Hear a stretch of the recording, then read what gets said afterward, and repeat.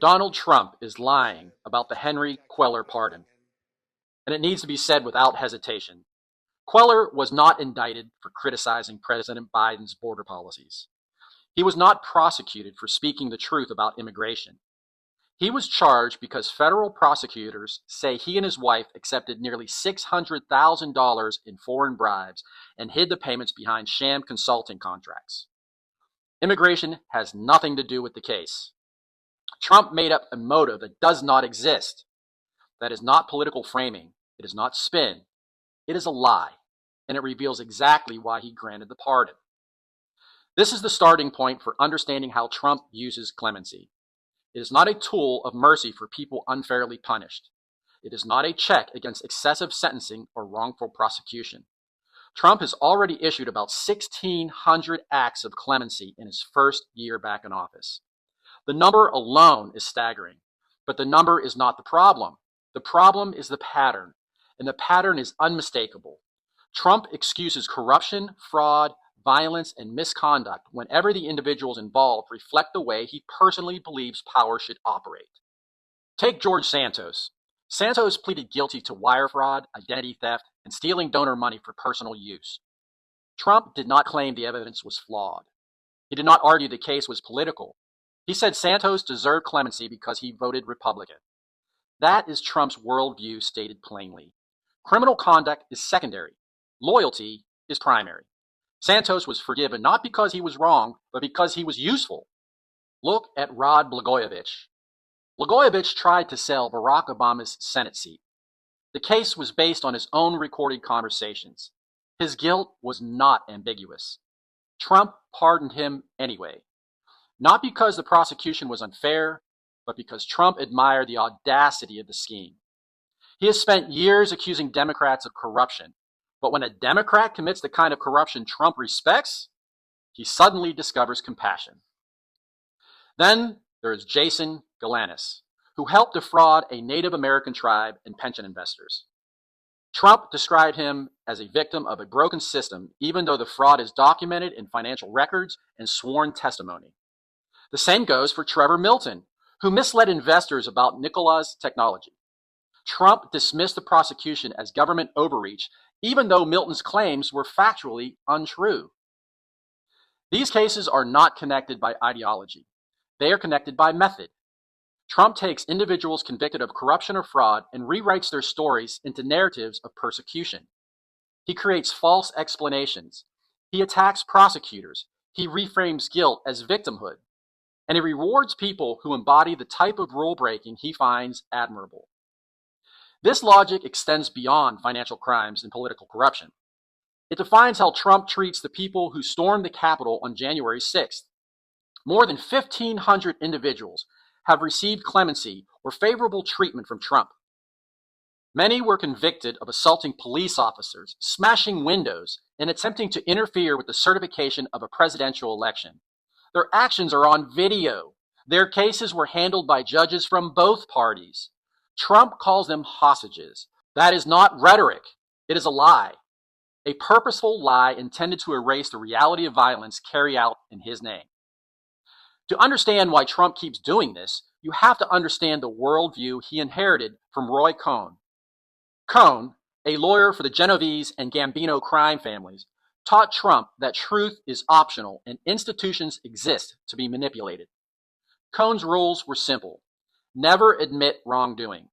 Always attack the accuser. Claim every prosecution is a conspiracy. Treat the law as a tool for power, not a standard for justice. Loyalty is everything. Weakness is fatal. Trump internalized every piece of that doctrine, and he has never let it go. You see Cohn's influence in every pardon Trump issues. You see it in the way he talks about prosecutors, judges, and investigations.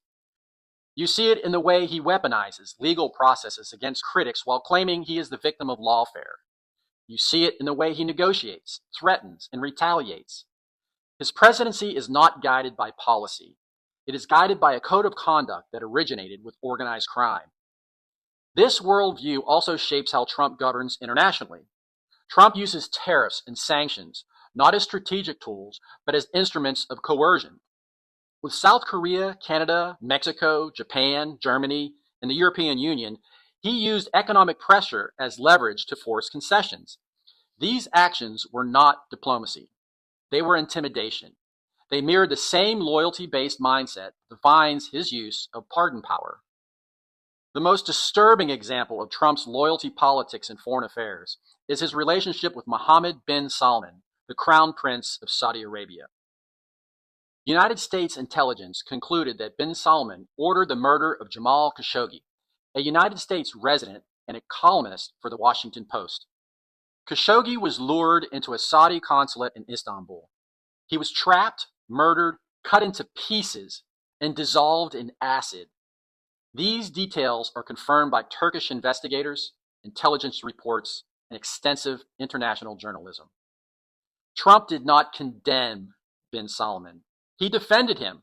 He attacked American journalists for raising the issues. He dismissed the murder of a United States resident as someone that could be overlooked.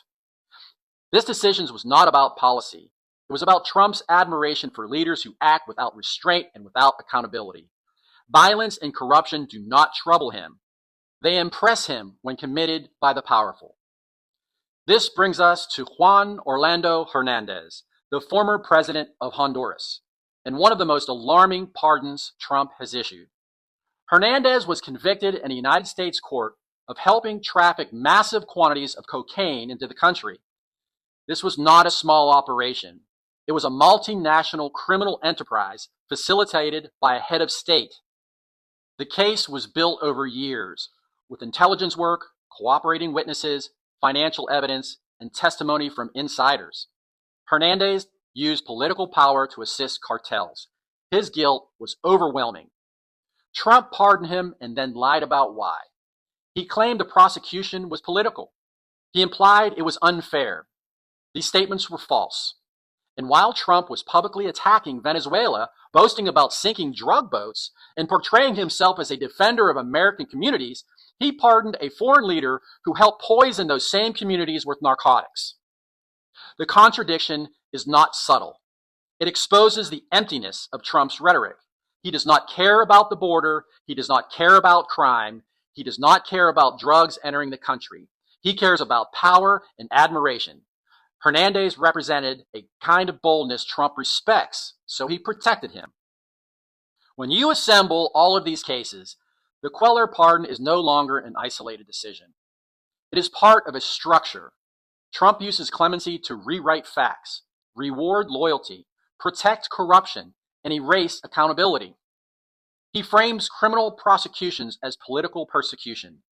He undermines institutions that depend on trust, consistency, and truth. He blurs the line between justice and favoritism. He encourages people to believe that guilt is negotiable and that allegiance determines innocence. The pattern is overwhelming. Trump is not simply issuing pardons. He is reshaping the rule of law into something personal, something transactional, something conditional on loyalty. He is teaching Americans that evidence does not matter. Courts do not matter. Institutions are only legitimate when they serve him. He is signaling to corrupt officials, political allies, and foreign strongmen that he will protect them if they remain loyal. He is telling the country that he alone decides what is true, what is criminal, and what really is allowed to be. The question now is not who Trump will pardon next. The question is whether Americans are willing to live in a system where the law belongs to one man and the truth can be rewritten at will. If you watched all the way through, you're the kind of viewer this channel was built for. Do me a favor and hit like and subscribe. It makes a real difference. Thanks for being here.